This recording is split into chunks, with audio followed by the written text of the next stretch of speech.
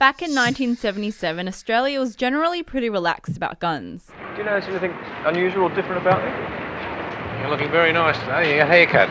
Fast forward 19 years and it's a different story. It was and still is the worst mass shooting in Australian history. Less than 2 weeks after the Port Arthur massacre, the Prime Minister at the time rallied the 8 states and territories together to push through strict gun laws and a gun buyback scheme. Public opinion was mixed, but the number of deaths and mass shootings has dropped dramatically since then, and the country's strict gun policy is often quoted as a success story for how to implement gun regulation. So if it has been so effective, why haven't more countries adopted a similar approach? A lot has to do with the country's gun culture and whether gun ownership is seen as a privilege or a right. You know, a big problem with the US is they have this cultural and legal concept that it's okay for people to have guns for self-defense. And that in other industrialized countries is not really part of the legal or social context. Rebecca Peters is one of the world's leading gun control experts, and she helped lead the national campaign to reform Australia's gun laws after Port Arthur. The thing you have to try to keep in mind is what's going to have the greatest impact in terms of reducing the number of people injured and killed by guns. There are an estimated 857 million civilian-held firearms in the world.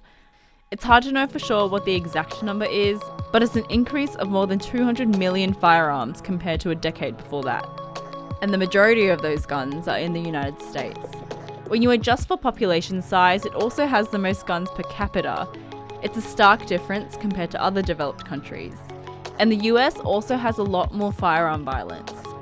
The thing is, while we mainly hear about mass shootings, when you start categorizing gun deaths, the vast number of them are actually suicides. Whether it's an attack on another person or an attack, or an attempt against your own life, the thing about a gun is it's very not negotiable. So does more guns mean more deaths? Studies have found a correlation between gun ownership and gun violence, but you have to look a bit deeper than that. Take Finland, for example. Rates of gun ownership in the country are high, but the rate of gun homicide is relatively quite low. Why is that? The big difference between Finland and the US is that in Finland, people own shotguns for hunting because Finland is a big hunting country and they do have a lot of shotguns, but they do not have a lot of handguns. It's not only about the number of guns, but the types of guns as well.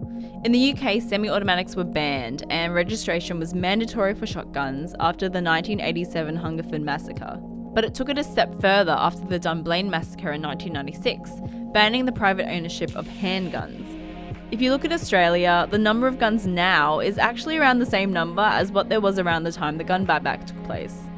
But the rate of gun violence is also much lower. That's because the types of guns that are available, semi-automatics, are not available, and also because the new rules have changed the distribution of who owns guns. So what does it take to own a gun? Depending on where you live, it could take a few months or just a few hours. In Australia, you need both a license and a permit. To get the license, you need to, among other things, give a genuine reason for having a firearm. And no, personal protection won't cut it. You also need to apply for a permit for every firearm and to register it. A key part of the laws is the waiting period. Even after you've done all the paperwork, you need to wait at least 28 days before you can do anything more. New Zealand also requires you to apply for a license, which involves a long vetting process. An interesting element of their laws is that, as part of the process, authorities will get in touch with someone close to you.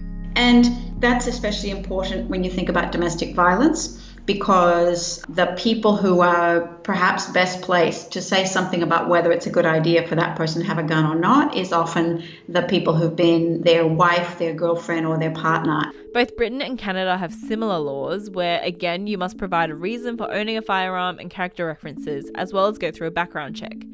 One country with very little gun violence is Japan. They still have guns around, about 380,000 of them in fact. It's just really hard to get one.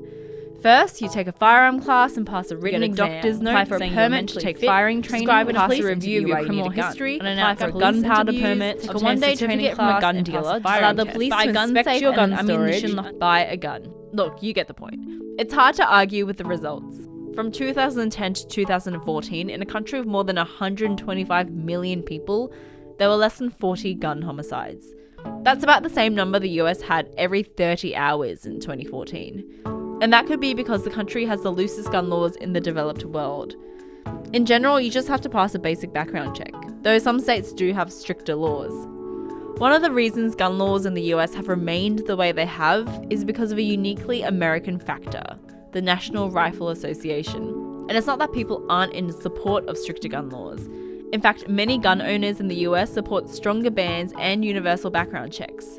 The problem is, because voting isn't compulsory, these opinions don't mean anything unless you can rally people to vote. The NRA are a powerful voice when it comes to voting, providing guides which grade and endorse certain political candidates, which means candidates find themselves trying to please the powerful gun lobby, sometimes going to weird lengths. No, seriously. Machine gun bacon. It's one part of the US's distinct legal environment. The country acknowledges the legal right to own a gun through the Second Amendment, and just passing a stronger nationwide gun law through Congress is hard. For a bill to become federal law, you have to go through their bicameral system. This is similar to a lot of other countries. It gets more complicated though. In the US, you also need the president to sign off on it. Basically, this means that without majority support, there are plenty of points in the process for the bill to be defeated. Whereas in New Zealand, their parliamentary system is unicameral. This means the government of the day controls the agenda with little obstruction, so it's a lot easier for laws to be created. At the end of the day, while the restrictions and buyback in Australia pulled most firearms out of circulation, it hasn't eliminated all gun violence. And the experience of countries like Britain and Japan wouldn't necessarily work in a country such as the USA because of cultural and political differences. But the stats are pretty clear that stronger gun reforms, no matter how strict, can make a difference. There are bad people who decide to do bad things, but the thing is to design laws that make it much more difficult for the criminal to follow through with that plan.